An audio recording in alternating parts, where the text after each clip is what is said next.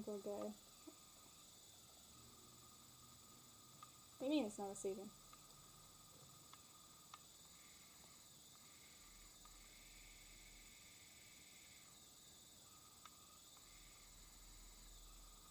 Okay. Come on. Alright, welcome to the first day of 13 Days in the Crypt. Season 2. Last year I did this and we covered different, burial practices in the entire world, just everywhere, anywhere, as unique as possible. Some of them gory, some of them quirky, such as the beads in Korea, where the loved ones are turned into beads for people to wear. I'm gonna move this candle now that I have my opening. Let's see how this goes. Okay. So we're gonna have 13 days of this. I'll be streaming tomorrow as well. They're gonna be really short clips, just because there's so many. I don't stream every day, I only stream once a week. So it takes a little bit more work, you know? A little more planning and timing and everything. So today, since it is Tuesday, we will go through a little bit of some news that I found, and then we will move on to the today's burial, which is particularly a burial practice rather than a specific burial. Some during this season will be very specific ones, so I hope you enjoy. And I even did my makeup for this. Very different Halloween. I don't know about you guys, but I love Halloween. It's my favorite holiday. And if I get to celebrate it and share that love of it with you guys and the creepy, dark, macabre type things, why not? Okay, so first news. Plant-eating lizards on the cusp of tooth evolution, which is interesting. Researchers at the universities of Helsinki and Lyon, actually, you know what? I want to make sure y'all can hear me. Hello? Hello, can you hear me? Yeah.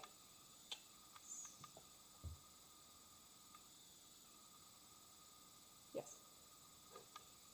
It's so delayed, it's weird. Anyways, let's continue on. Oh, that's loud. Oh yeah. Let's continue with the plant-eating lizards. So Helsinki and Lyon and the Geological Survey of Finland found that complex teeth, a hallmark of mammals, also evolved several times in reptiles, prompting the evolutionary success of plant-eating lizards. However, contrary to mammals, their teeth evolution was not unidirectional, if I can read. The study published in Nature Communications reveals that several lizards groups evolved teeth with multiple tips, or cusps, that allowed new plant-based diets and higher speciation rates, that is, how fast new species appear. Surprisingly, tooth evolution was more flexible in lizards and snakes than mammals, revealing a more nuanced view of tooth and dietary evolutionary adaptations to invertebrates.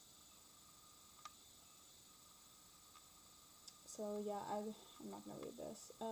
Your tooth shape is indicative of your diet. It's linked to it by what you need. So if you look like at your cat or your dog, they have very sharp canines and front teeth. And then if you look at your own teeth, your molars are very broad and flat. The differences in these teeth being sharp and teeth being flat is what you're going to be chewing. They're specialized. So your sharp teeth are for grabbing and tearing, and then the flat molars that we have are actually for grinding. So we have rather sharp teeth if you look at other animals out there. Some of them just have flat teeth kind of all the way around. But we have our front incisors are good for cutting, and then we have the nice mashing molars in the back. So it's pretty not like specialized, but the opposite. And you can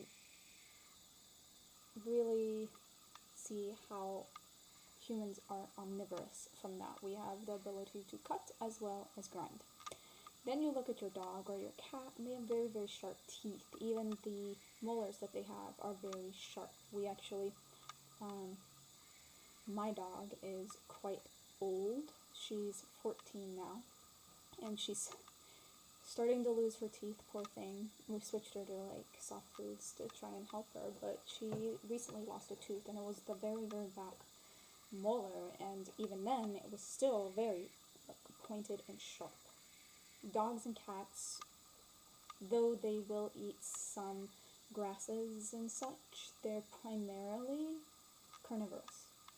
Then you look at something like an elephant, and if you look past their tusks, the teeth are very flat and they're more for grinding constantly. Cows as well, they have very flat teeth. It's to grind up all of that fibrous material that they're taking in. It takes a lot of chewing. So that's what the tooth shape being linked to the diet is. Lizard's teeth evolution took 2 directions. The team also found that complex teeth and plant consumption provided an evolutionary advantage, as both traits favored the appearance of new species. However, many lizard lineages also lost complex teeth to re-evolve the ancestral simple tooth morphology. This came as a complete surprise, says PhD candidate Fabian Lafuma from the University of Helsinki, as complex teeth appear as a critical innovation for both squamates and mammals. The study suggests that all land-living vertebrates experience the same selective pressures for more cusps to increase plant consumption. Nevertheless, fundamental differences make squamates stand out. Contrary to mammals, teeth evolution was not unidirectional in numerous lineages, reduced complexity over time. This difference could stem from variations in tooth development, showing that minor molecular changes may produce widely different outcomes over evolutionary timescales. Lafuma concludes, this work gives us a more nuanced understanding of how the same critical adaptation evolved in different vertebrate groups, which is interesting. There's like, for evolving, you always think that things diverge, but sometimes they can come up with similar physical traits. So if you look, a common example of this is birds have wings, bats have wings. They're very different. They can both fly, but they're structured very different, and they actually evolved from a different path. Bats and birds aren't actually related. Okay, moving on. An extraordinary 500-year-old shipwreck is rewriting the history of the Age of Discovery. So underwater archaeology is very interesting. I don't know how people do this. I don't know if I could do it. Having to scuba dive down to these shipwrecks. It's very common in the Mediterranean. This is a very popular type of archaeology. But you're not only having to deal with the technical issues of excavation of something, you're throwing in the fact that you have to be able to breathe, you have to be able to get down in the water, the pressure of the water, the actual preservation, because water, like oceans and stuff, type of water is not the best environment to preserve certain things such as wood, ships, and such. But it's really interesting, and a lot of history has actually been lost to the oceans, and we not just even like shipfaring times, but prehistoric times, the coastal lines change constantly throughout time. And a lot of what was shown back in 40,000, 50,000 years ago is actually in the water now. So we've lost a lot of Neanderthal or even earlier, a lot of Neanderthal stuff could be underwater in caves, then Native American stuff, and then coming down through the Bering Strait. A lot of it along like the California coast is actually underwater now. Is really fascinating stuff, what you could find, but the preservation of it may not be the best. So back to this article. 500-year-old shipwreck is rewriting the history of the Age of Discovery. At the southern edge of Sweden, not far from the picturesque town of Ronneby, lies a tiny island called Stora Ikon, sprinkled with pine trees, sheep, and a few deserted holiday cottages. The low-lying island is one of hundreds that shelter the coast from the storms of the Baltic Sea. For centuries, the spot was a popular anchorage point, but the waters are now mostly quiet. The most prominent visitors, apart from the occasional pleasure boat, are migrating swans.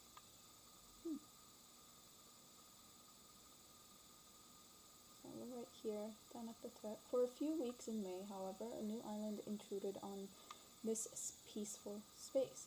A square wood raft topped with two converted shipping containers just a few hundred feet from Stora Ikon's shoreward coast.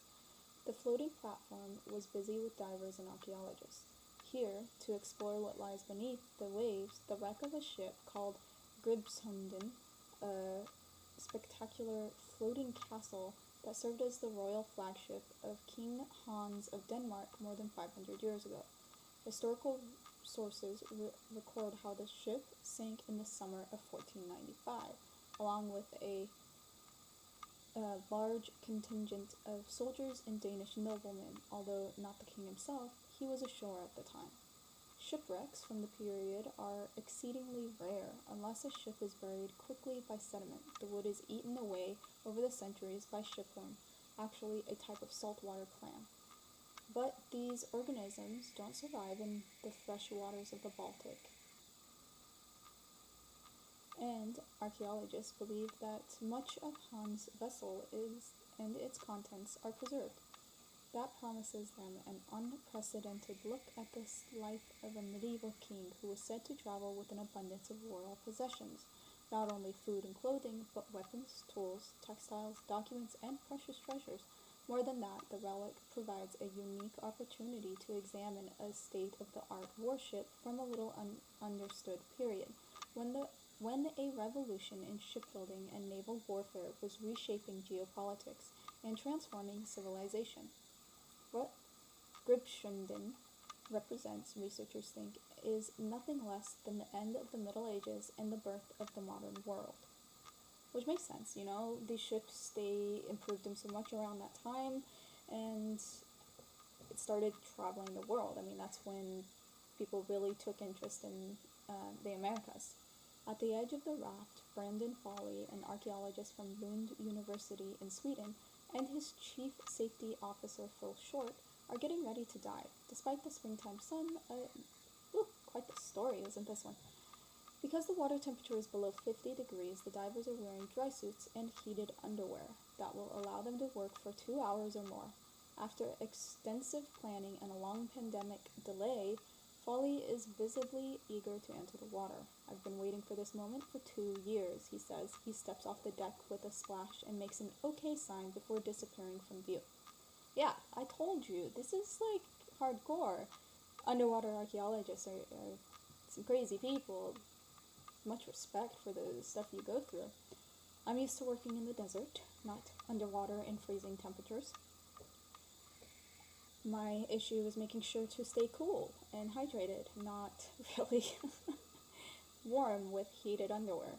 The story of Gribshunden is preserved in several chronicles, narrative histories written in Northern Europe in the 16th century, and in an eyewitness account by a young nobleman who survived the disaster. The accounts describe how King Hans, who reigned over Denmark and Norway from 1481 to 1513, sailed east from Copenhagen in the summer of 1495 toward Kalmar, Sweden, to attend a political summit. Europe was then emerging from the Middle Ages into the Renaissance. Dukes and kings ruled from giant castles, and every nobleman's wardrobe included a suit of armor. In Italy, Leonardo da Vinci was starting work on The Last Supper. In Poland, Nicholas Copernicus was beginning his studies in astronomy. Across the Baltic Sea, Denmark, Norway, and Sweden had been ruled together under an agreement called the Kalmar Union for close to 100 years. But Sweden had broken away, and rebels there, led by a nobleman named Sten Sture, not a name, Stenster, sought independence. Hans was on a mission to quell the dissent and revive the union by becoming king of Sweden. According to the accounts, Hans took a suitably regal fleet of 18 ships led by Gripshunden, which carried his courtiers, noblemen, soldiers, even a royal astronomer. But many of them never arrived. Hans' flagship sank while anchored just north of Stora Ekon. A 16th century account of Hans' life, only recently translated from Latin, suggests the ship's store of gunpowder accidentally ignited, causing a fire that consumed the ship so quickly that many on board perished to the smoke and flames. Others threw themselves into the water and drowned. The source adds that the fire occurred while the king was attending a meeting of supporters, probably on Stora Ekon. Other sources record the treasures that sank with the ship: clothes, precious things, seals and letters, and silver, gold, charters, and the king's best stores.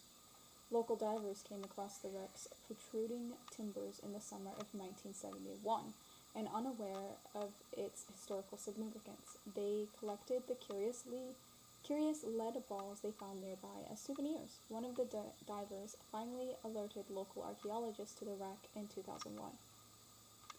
After he found strange hollowed-out logs resting on the sea floor, Carriage's researchers realized the once held cannons. This was no fishing boat or trading vessel, it turned out. It was a centuries-old warship of a type never before seen.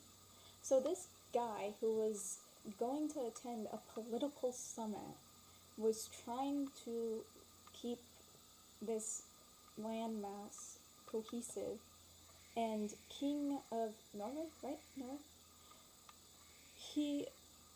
His flagship, happened to catch on fire, and they think it was by accident from gunpowder exploding.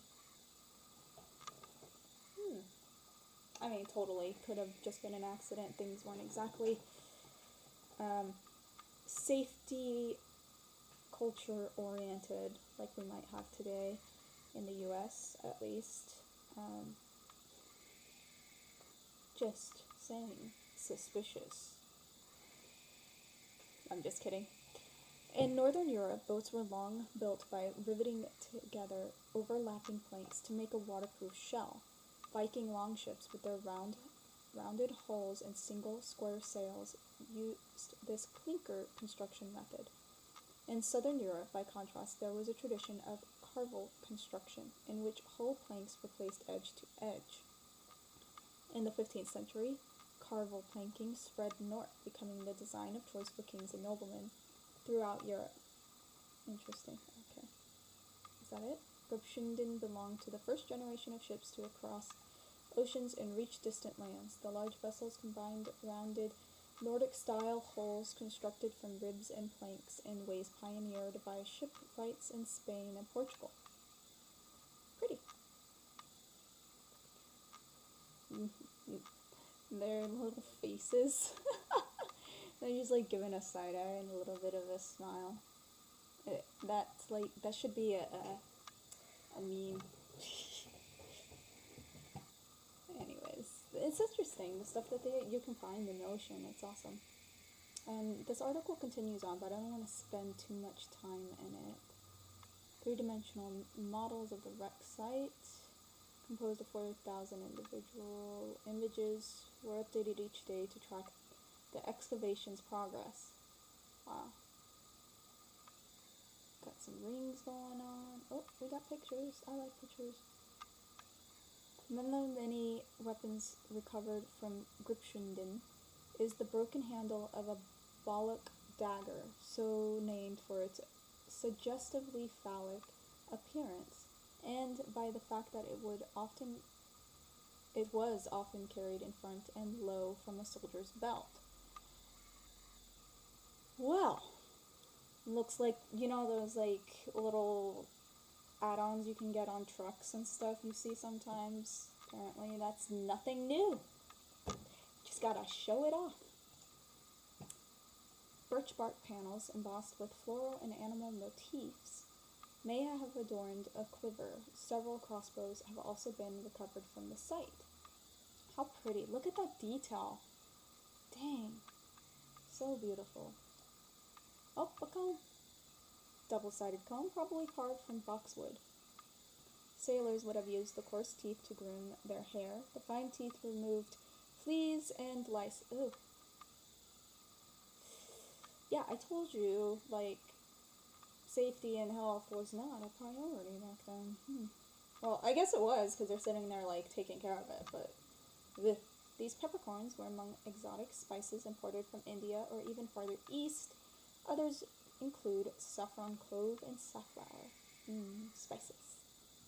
Ooh, nice little symbol. An alderwood tankard bears a symbol resembling a crown. Chemical analysis showed the cup was stained red, color of the Danish royal household. Very nice. Very nice. Very nice.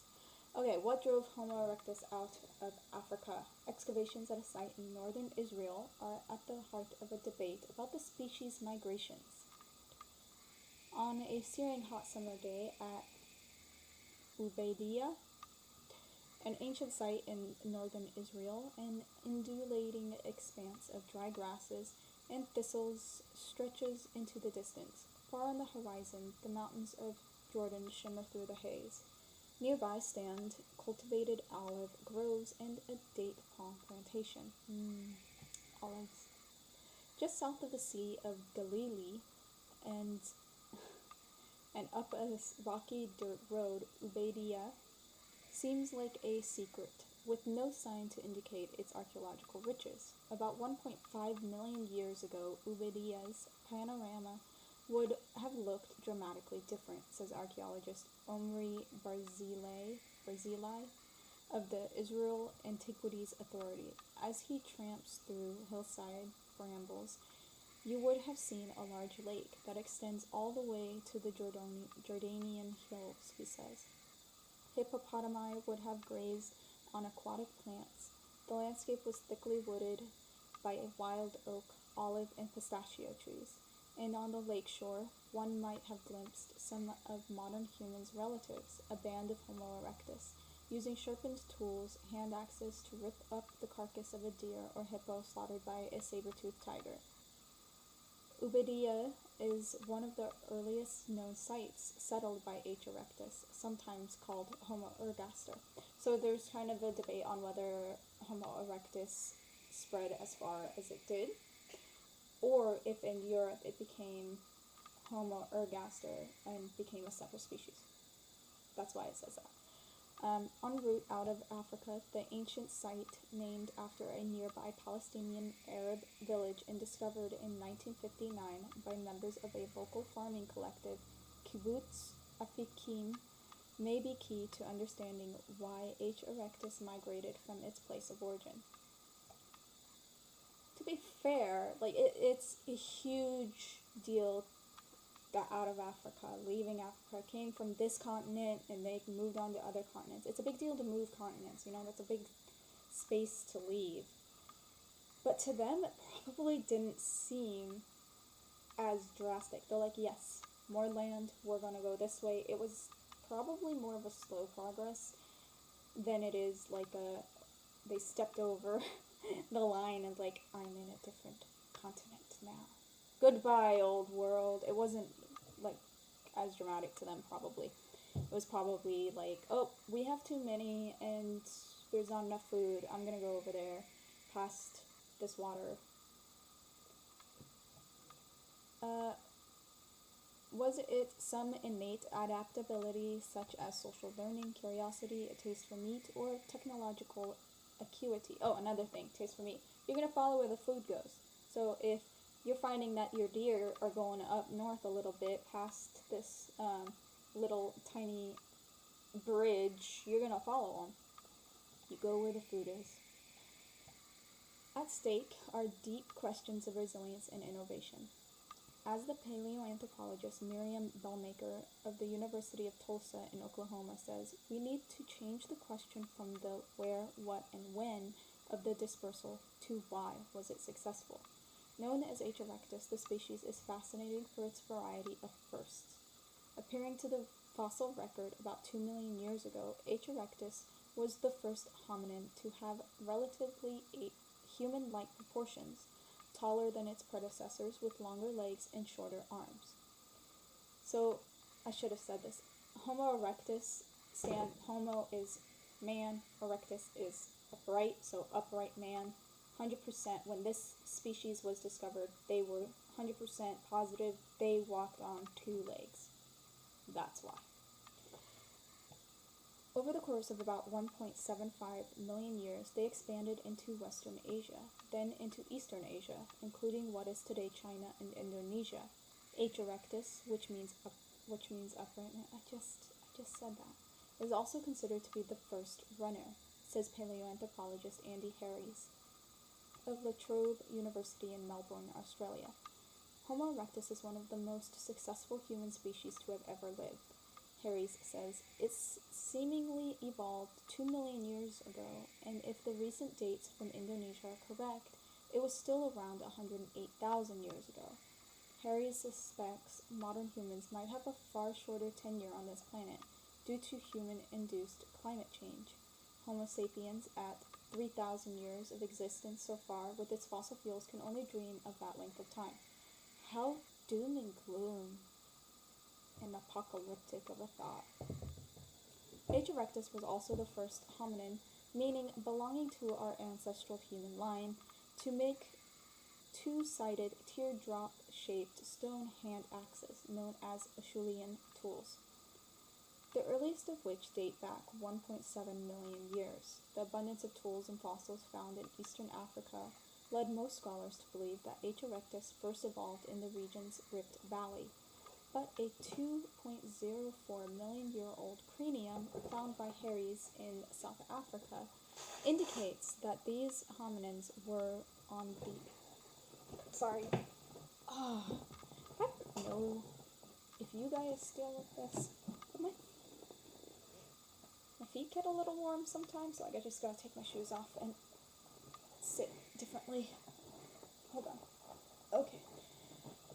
Okay, but a 2.04 million year old cranium found by Harries in South Africa indicates that these hominins were on the move 2 million years ago.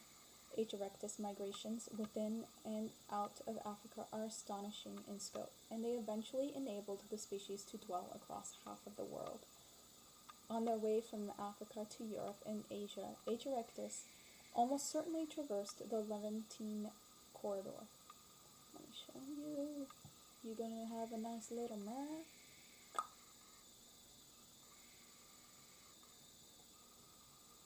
No, I wanna... Okay, it doesn't show it. Stupid. I want like a map of where this is. Hold on. Oh, no. I didn't mean to click it. Go away. Let's do this.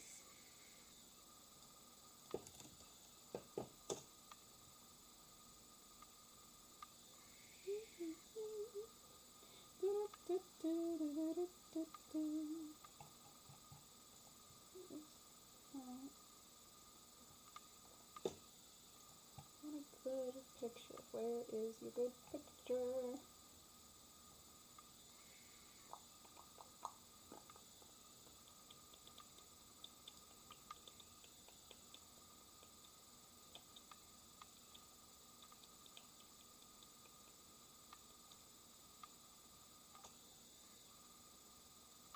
Can't find a decent... Okay, whatever. it's just part of the Levant. Can't find a decent picture to symbolize it, but yeah. A narrow strip of territory between the Mediterranean Sea to the west and the desert to the east that includes present-day Syria, Lebanon, Israel, Palestine, and Jordan. The Ubaidiyya site, which H. erectus reached between 1.2 and 1.6 million years ago, was a way station en route through the Levant, not quite Africa, Europe, or Asia, but something in between. For many years, scholars subscribed to the Savanistan hypothesis to explain hominin journeys out of Africa. According to this idea, H. erectus dispersed out of East Africa about 2 million years ago as climate change triggered the expansion of East African savanna into the southern Levant. H. erectus likely stuck close to water sources, lakes, and rivers on their generations-long journey, says paleontologist Bienvenido Martinez Navarro of the Institut Català de Paleocologia Humana y Evolució Social in Tarragona, Spain. Whew. Quite the mouthful. As scavengers, they probably scraped meat off the carcasses of animals, particularly those killed by saber-toothed tigers. In essence, the original Savanistan hypothesis suggests these hominins were so adapted to open grasslands and the occasional patch of woods that as climate transformed environments, they trailed new savannas out of Africa. So yeah, the leading theory of how they obtained their meat was that they were scavengers. They would go after a carcass, strip it with their tools, and then move on with what they could. Carrying an entire carcass around with you that you had hunted would be quite dangerous. The smell would attract such things as saber-toothed tigers. So you grab what you can and you run, basically. If you could imagine trying to take on a saber-toothed tiger with a hand axe, probably wouldn't go very well. So that's part of the leading theory of why they were scavengers. But yeah, if they were smart enough to be able to create stone tools, I would imagine they'd be smart enough to be able to catch small game, such as rabbits and squirrels and stuff like that. Curious if they were able to make any like traps or stuff like that. That would be interesting, wouldn't it?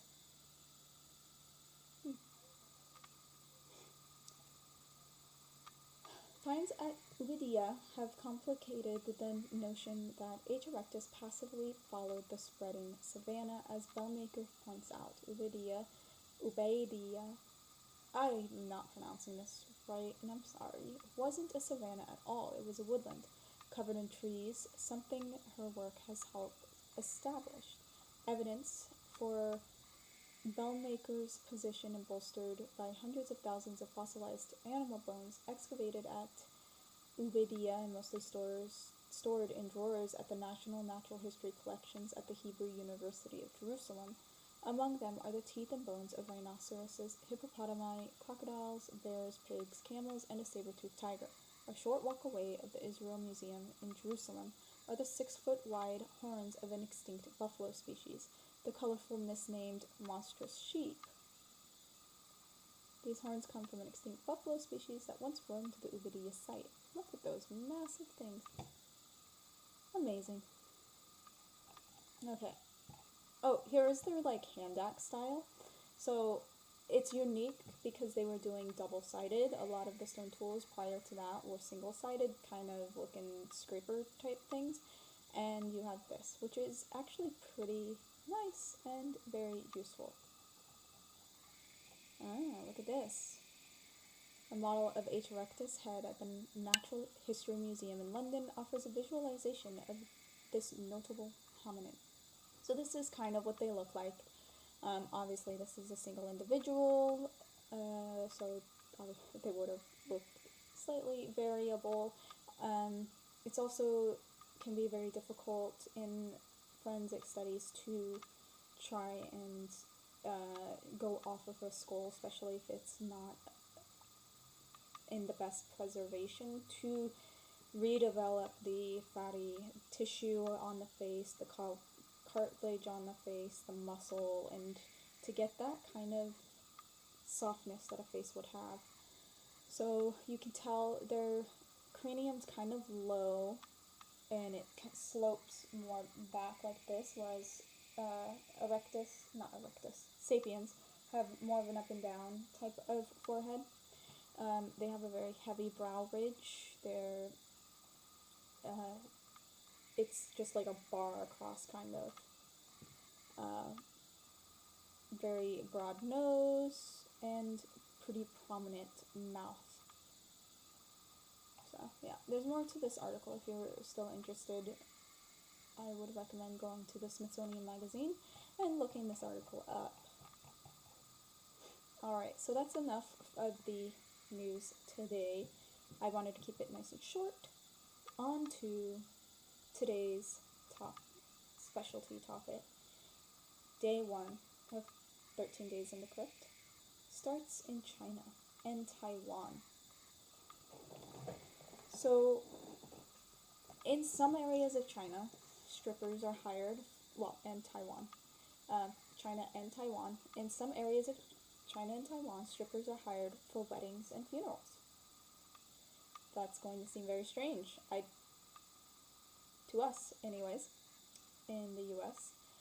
My first thought was, people are so weird. While my second thought was, why would this be a normal practice? I can see this happen for an individual who is perhaps known to party, but not a common circumstance for your average person. One theory is the strippers are used to entice a larger attendance, as large crowds is often seen as a mark of honor for the individual who passed. The other theory explains the presence of strippers is linked to a worship of reproduction. And lastly, another theory links it as a sign of wealth.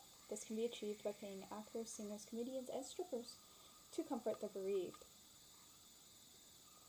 The leading theory and what people who actually practice this say is it's large crowds is a mark of honor. You want a lot of people coming to your funeral because you were important enough to show up for.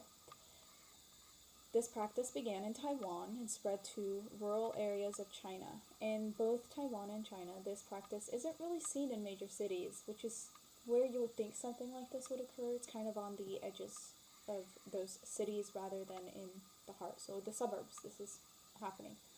This practice first caught worldwide attention in the 80s. So it wasn't really seen and talked about worldwide until the 80s, which means this was going on prior to that. At least 10 years was this becoming a norm. The Chinese government has attempted to squash this practice as immoral and obscene, but has not been successful, clearly. It's still practiced today. China's Ministry of Culture has deemed such performances as uncivilized and announced that anyone who hires a stripper to entice people to a funeral will be severely punished. In 2006, the leaders of 5 striptease troupes in the eastern province of Jiangsu were detained after hundreds attended a farmer's funeral that saw striptease acts being performed. The Ministry of Culture's new campaign will target in particular the Henan, Anhui, Jiangsu, and Hebei provinces. The government has also set up a hotline for the public to report any funeral misdeeds in exchange for a monetary reward. Yes, rat out your fellow countrymen. Rat them out. So, yeah, that's interesting. I don't think I'm going to go with that practice for my funeral, but to each their own. So I have this, and it's not I tried finding photos. A lot of them don't have very good photos depending on the site, so I found this one. It's just they have a lot of pictures, so I chose this one from Weird Asia News. Government official's funeral in Taiwan features 50 pole dancers. So yeah, it wasn't just that random farmer or a town or something. This is an official from government doing this as well. 50 pole dancers showed up for his funeral. So you can see this is likely them. Xiang passed away in late December at the age of 76. He served the government for over 3 decades. During that time, the former speaker gained a reputation for enjoying a lively and fun time. His son made the decision to include the pole dancers in a funeral procession. According to the young man, he had a dream 3 days after the elder Xiang died. In the dream, Tung explained how much he loved crowded places. As a result, he knew including the exotic dances would generate a lot of attention, leading to the type of crowded spectacle his father would have enjoyed. So, yeah, even in the funeral procession, they're up on top dancing. Crazy stuff, all of them. Just, they like strapped some poles to the roof. Crazy stuff. Anyways, that it's a very short one. Not too much detail on that. But we will see if this tradition prevails in spite of the Chinese government's attempts to squash it. Anyways, as always, I enjoyed having you guys here. If you ever have any questions, leave comments below, or be here when I'm actually live and ask some questions. The whole reason I do this live is so that people can ask questions as we're going. Anything you want, as long as it has to do with anthropology, archaeology, obviously this week, burial practices, and I hope to see you guys tomorrow. It will be a really quick stream tomorrow, just about the burial practice for one particular location? Culture? There we go. That's what I wanted. Culture. One particular culture. So day 2 is about a jade suit burial in the Han Dynasty, so going back in time a little bit. And then day 3, on Thursday, I'll be discussing a particular burial. Maybe not one that is commonly found in this culture, the American culture, of course. And we're going to cover a unique one. A certain individual named Ronald Reagan had a unique burial and funeral. So stay tuned. Come back 4 p.m. tomorrow, and I will see you then.